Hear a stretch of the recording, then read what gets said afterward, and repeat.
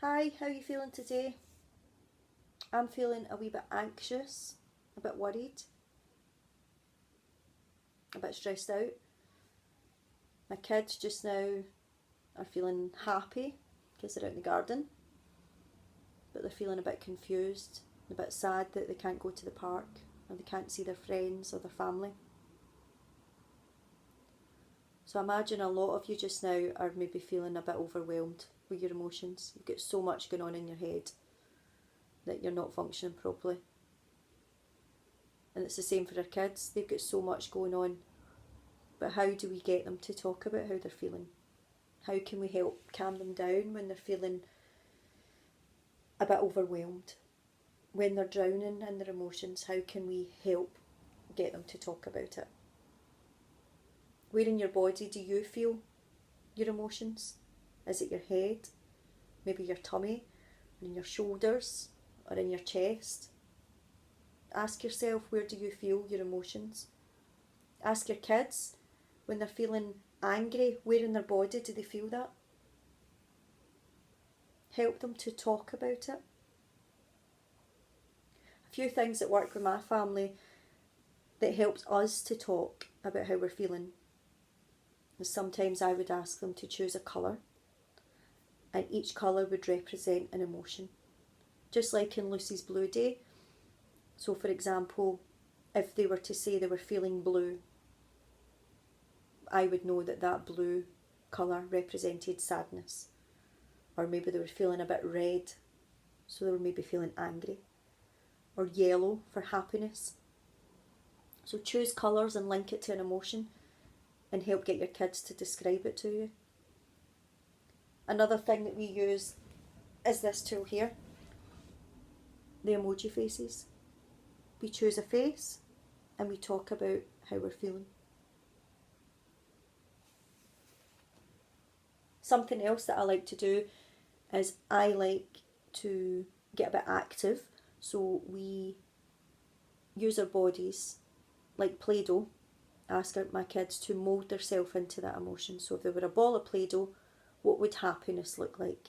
What would sadness look like? Excited look like? So I would ask them to use their body to show me how they're feeling.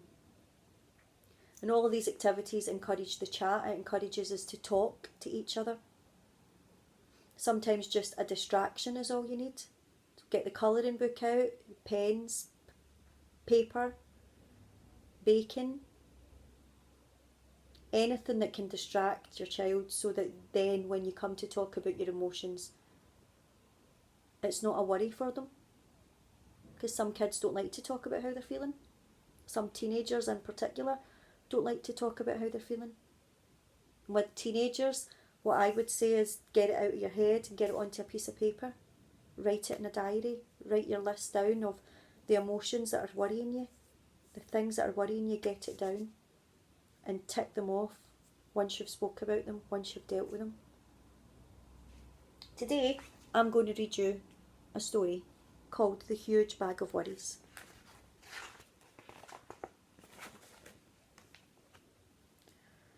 Morna had always been a happy girl, but recently she'd been getting gloomier and worrieder, and things were really getting on top of her. Until one day she woke up and she had a huge bag of worries. It followed her everywhere, to school, to swimming, to the loo, and even when she was watching TV. She tried ignoring it, but it didn't work. She tried throwing it away, but it always came back. What could she do?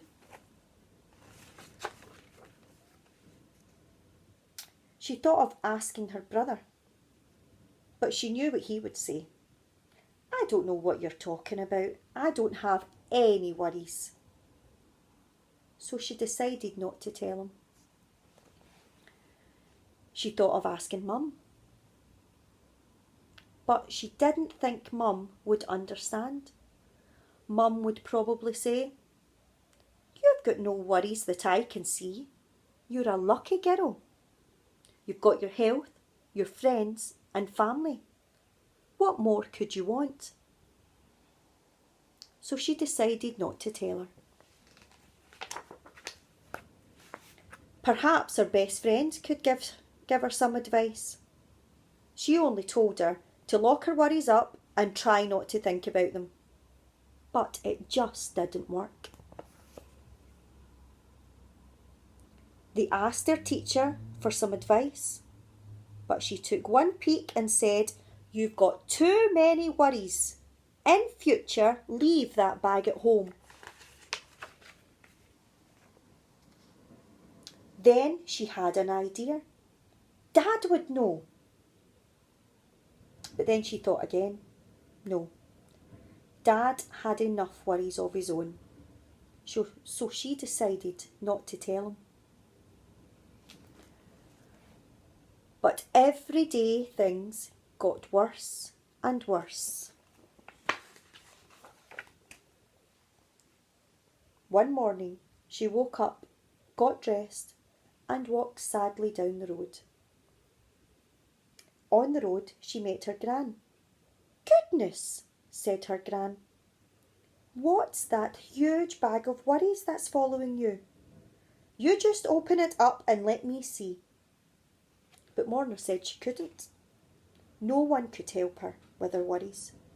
And if she opened it up, the big bag of worries would kill both of them. "Nonsense," said her Gran.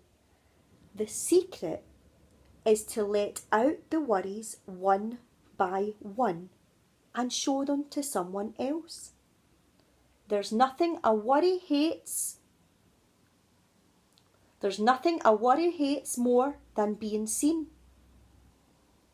Gran sorted the worries into groups. Morna was astonished to see how tiny her worries looked when they were out in the open.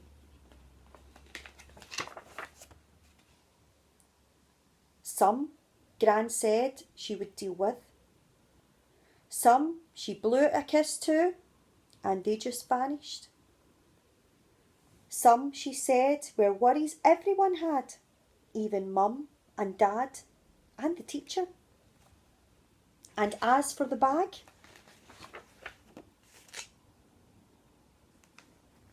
let's see, I'll jump to page. And as for the bag,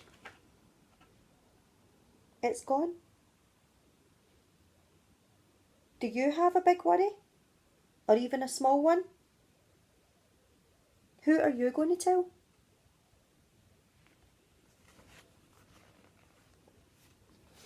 You could talk to your mum, your dad, definitely your teacher, your friend, your Gran. It's important to talk. It's important to say how you're feeling. Take care everyone and stay safe. See you soon.